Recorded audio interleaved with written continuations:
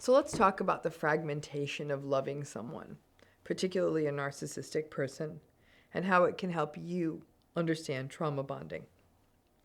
Now, one way to understand trauma bonding is to take a page out of the type of work done in therapy models such as internal family systems work, which is called IFS, or other trauma-informed models. The idea that we experience fragmentation in the face of trauma that can, in the case of IFS, that are these parts within us that interact as a family would, and that these parts are, as much as they can say terrible things to us, they're designed to protect us and keep us safe, and that can sort of impede the true self that is inherent in all of us from coming out. These parts and all this fragmentation is an internalized state for us, and healing is the awareness of those parts, the functions that they serve, and digging into how this affects how we respond to the world and to narcissistic relationships, and give ourselves permission, ultimately as part of the work of the therapy, to let that true self be expressed and recognized. However, this whole concept of fragmentation can really help you understand why you struggle in narcissistic relationships. Because in order to love a narcissistic person, we almost have to deconstruct them into pieces and parts, and we love them in parts and pieces. It's the only way it works. We love those versions or parts of them that feel good or nice or romantic or attuned. We don't know what to do with, but we're aware of those invalidating parts of them that are like bullies. We may even say it out loud, like, I love that part of them. And then we get confused and wonder how we can love someone who is mistreating us, right? It's messy. So we chop them up in our heads. So let's turn this video into an exercise. Reflect on a primary or really impactful narcissistic relationship, ideally one that has significantly affected you. Pause the video if you need for a moment to reflect on who this person is. Now, this relationship was complicated because you very likely simultaneously loved this person.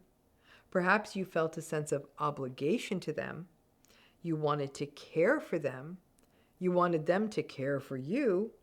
You feared them. You hated them. You wished it would end.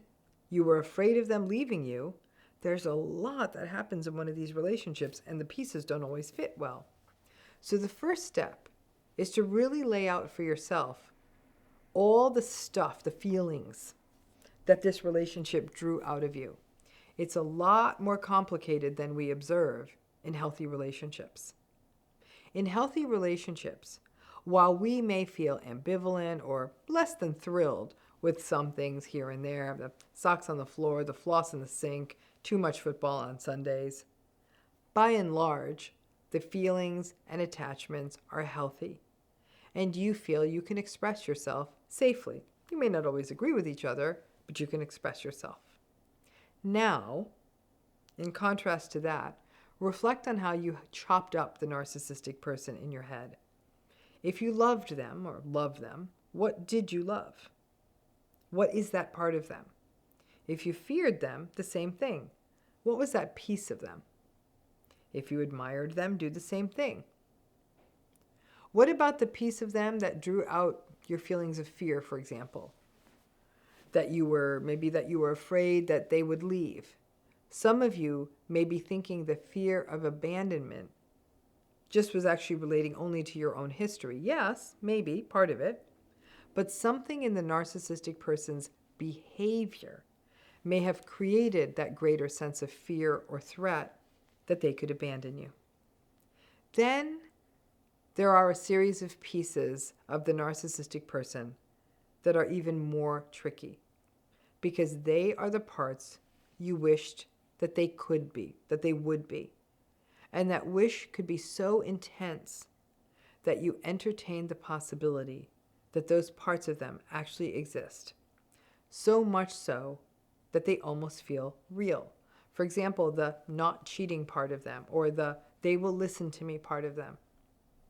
Because these non-existent pieces of them are parts of them that you love, it's sort of like seeing the potential in someone, or hoping the potential is there, so you love it because of the potential you constructed around them. It's the fantasy of the good parent that will show up, but never does. The child still loves that non-existent, mentally constructed good parent that, like I said, they built in their own heads.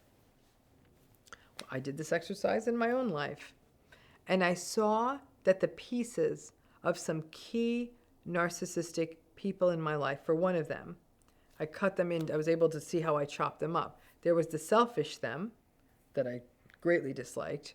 There was the pathetic them that I felt I had to help and be nice to and also pitied. There was the strong them that I simultaneously feared and admired. There was the caregiving part of them. That part was actually pretty thin, but might have been the one place that I sort of loved. There was the childlike part of them that I pitied and felt compelled to care for. There was the clueless part of them that I was deeply frustrated by, and even that brought up some shame for me. There was the scary part of them, yeller, brooder, silent treatmenter, that I feared and frankly hated. There was the grateful part of them that I liked, but I feared because it confused me. There were the parts I desperately hoped would have been there, empathy, self-awareness, which never materialized. But they were parts of them that for many years I constructed in my mind. So the only way I can compare it is like setting a place at a table for a guest who never comes. Then I had to do my deep dive, which revealed my sense of duty, obligation, being a helper and a rescuer, anxious, strong, solution-oriented, stubborn, and agreeable pieces of mine that were both shaped by this relationship, but also responded to it. But when I sliced and diced this person into all the representations that they were to me, here's the verdict, folks. I still really dislike them and don't like to spend time with them. But their pathetic part, the childlike part, the clueless part, it messed with my head.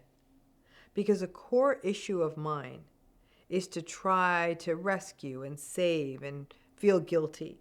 That was actually more problematic for me than the scary, yelly part of them, which I could just recognize as problematic.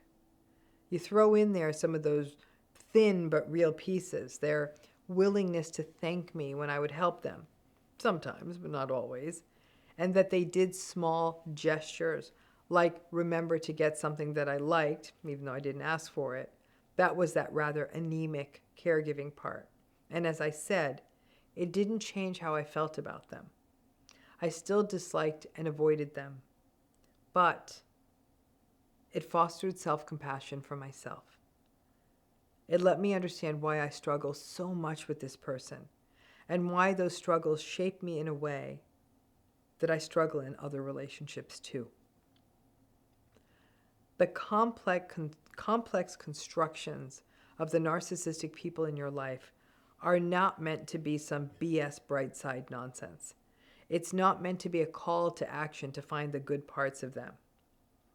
It's actually meant to reveal the tension you experience. Because we want simple answers to the question of who people are and what they are about. But the fact is, we experience people in different ways. And narcissistic people are actually more fragmented than the average bear because they are so shaped by what is happening to them externally. Charming, for example, on the good days, they're mean and manipulative when they aren't getting their way, and sometimes they do the right thing, and often they do not. Now, especially if this was a parent, you can see how you actually had about 6 different parents that you had to calibrate to. It's all but impossible for a child to integrate all of those pieces. And the child has to create different strategies within themselves. And the child will take responsibility for evoking the bad parent versus the good parent versus the regulated parent versus the scary parent. You get the idea.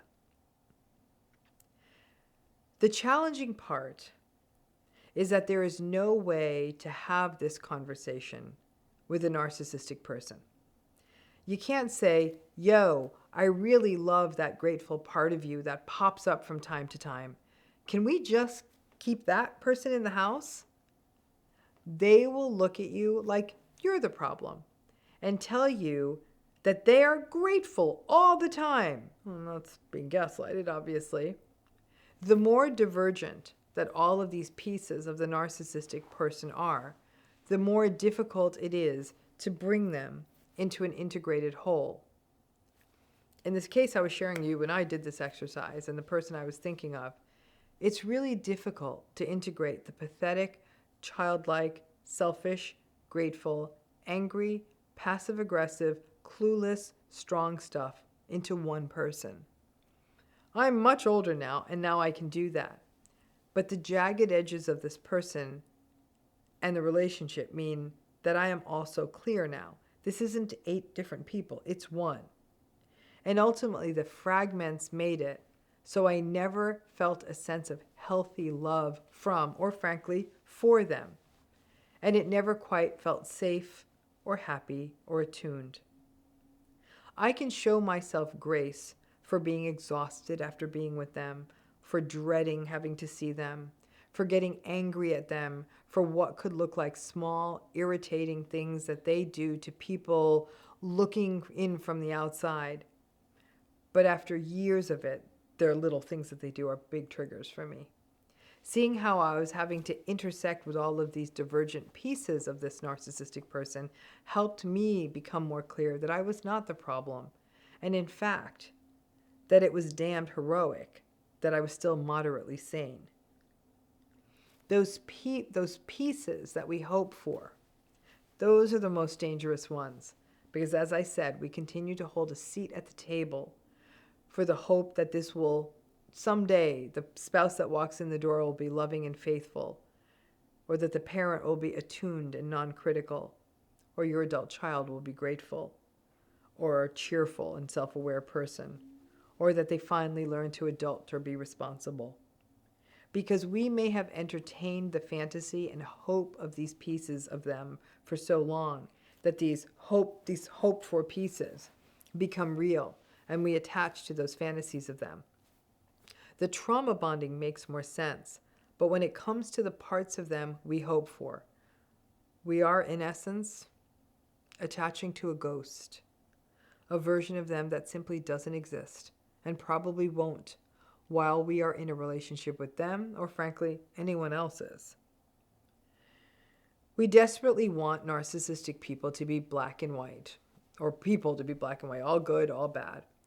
That idea that they are narcissistic or they aren't, that they are just bad, it doesn't work that way. And nothing where human beings are concerned is that simple.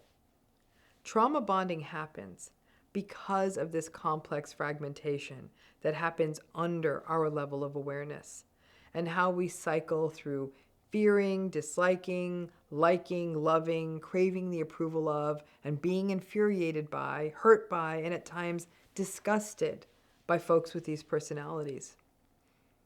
And because we need attachment, and depending on who this person is to us, we firmly attach to the parts we want or hope for, and try to push away those pieces we don't like, and ultimately blame ourselves to maintain control of the whole mess.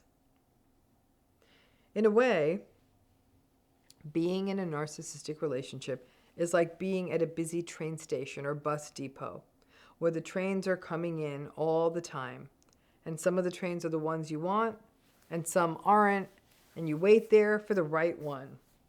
And it sucks a lot if you get on the wrong one. But there is the belief that if you wait long enough, the exact right train will come that'll run express to exactly where you want it to. And if it doesn't, it's because you didn't pay attention to the schedule board, and not maybe because that train doesn't exist, or it almost never comes around. Narcissistic personalities are so challenging because they are so chopped up, because there are these glints of things that we want or like or value or love that show up. But it's all in a vat of stuff that is not good for us.